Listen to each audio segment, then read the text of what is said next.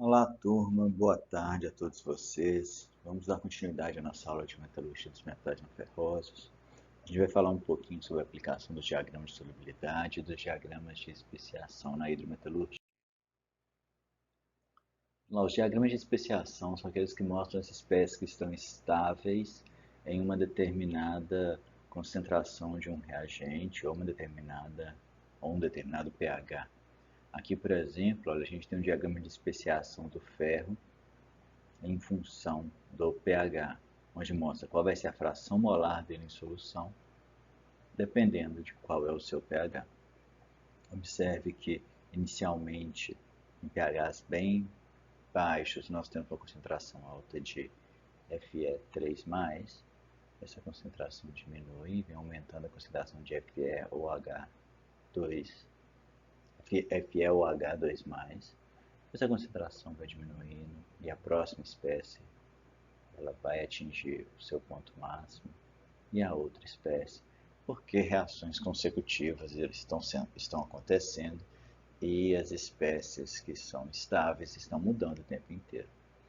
Nesse outro caso, a gente mostra um diagrama de especiação das espécies de cianeto de cobre, dos íons, né? Cianeto de cobre, em função da concentração de Cn menos livre na solução. Então, observe com a concentração bem baixa, nós temos essa espécie. À medida que a concentração vai aumentando, nós temos outras espécies. E por que isso é importante para a gente? Por exemplo, nesse primeiro quadro, nós podemos determinar qual que é o pH exato para que eu tenha uma determinada espécie complexada, pois o meu próximo processo, por exemplo, extração por solvente ou por carvão ativado, a dissolução por carvão ativado, ela irá acontecer de maneira mais eficiente através de uma espécie, é uma hipótese. A segunda hipótese é que uma espécie pode ser mais solúvel do que a outra, então eu vou tentar tornar essa espécie a espécie predominante. Uma terceira hipótese é que uma espécie pode ser mais tóxica do que a outra, então eu também vou tentar evitar que seja formada uma espécie ou a outra. No caso do ferro, nós temos exemplos também de espécies que são mais solúveis ou menos solúveis, ou até a formação de espécies insolúveis. Elas não aparecem, em geral, as espécies insolúveis nos diagramas de especiação, porque eles mostram as espécies que estão solúveis em solução. Para calcular, para criar um diagrama de especiação, como vocês já viram em química analítica, nós temos que conhecer a nossa reação básica e aqui nós iremos criar um diagrama de especiação do HCN. O HCN, então, ele vai se decompor em Cn- e H+. E nós queremos ver, então, como que evoluem as espécies que contêm o nosso cianeto.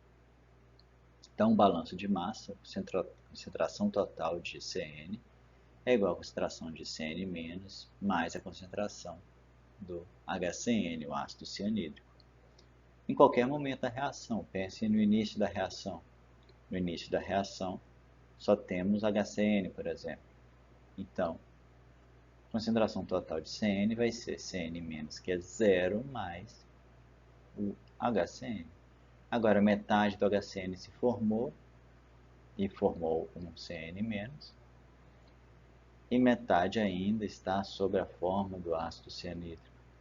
Então, a concentração total do Cn na reação é igual à concentração do HCN mais a do Cn- do que está lá em equilíbrio da nossa reação. Aqui, repetindo novamente a reação de dissociação, eu posso calcular a constante de equilíbrio. A constante de equilíbrio K vai ser igual basicamente as atividades dos produtos ou dos reagentes, como a gente sempre trabalhou. No caso de soluções iônicas, né, contendo os íons, a atividade será a concentração desses íons. Então, a constante aqui, né, que a gente vai chamar de dissociação. Para essa reação, vai ser a concentração de H+, multiplicado pela concentração de Cn-, dividido pela concentração de HCN. A gente tem o valor dela aqui, ó. Deixa eu mostrar para vocês. Temos o valor dela aqui. Essa constante, então, ela vai nos permitir resolver um sistema de equações.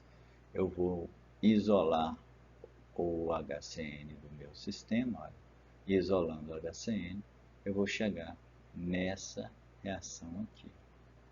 Essa reação vai me permitir calcular, então, o valor de Cn- para cada valor de pH, porque olha, eu tenho a concentração de H+, e eu sei que pH é menos o log de H+.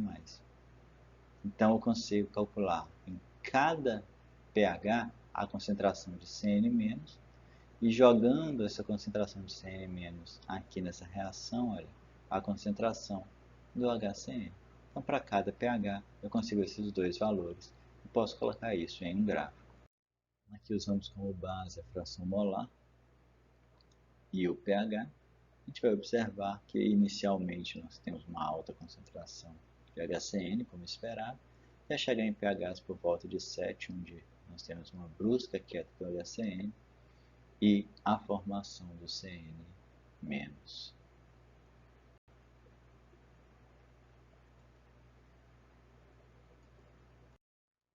Então eu deixo para vocês um desafio, fazer o diagrama de dissociação de espécie do cobre em CuOH+, CuOH3- e CuOH4, 2-.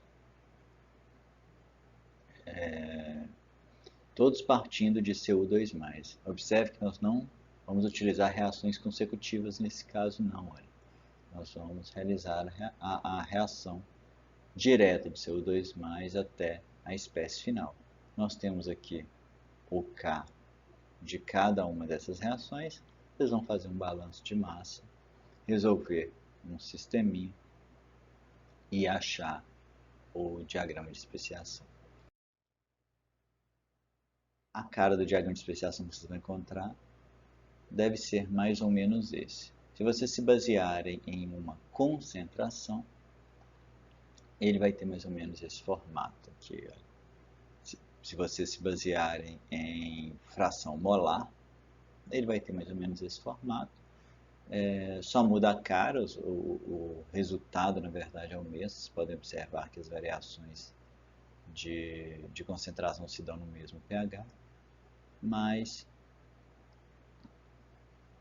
a concentração nesse caso aqui, olha, como ela está colocada em log, os valores estão um pouquinho mais para cima. Se a gente tivesse colocado a fração molar em log, os gráficos estariam praticamente iguais. Então, deixo vocês aí resolvendo esse desafio. Não vai ser fácil, temos que relembrar muito de química analítica. Deixem suas dúvidas lá no nosso fórum de dúvidas ou nos comentários desse vídeo, ou me envie por e-mail. Muito obrigado a todos vocês e até a próxima aula, parte 2.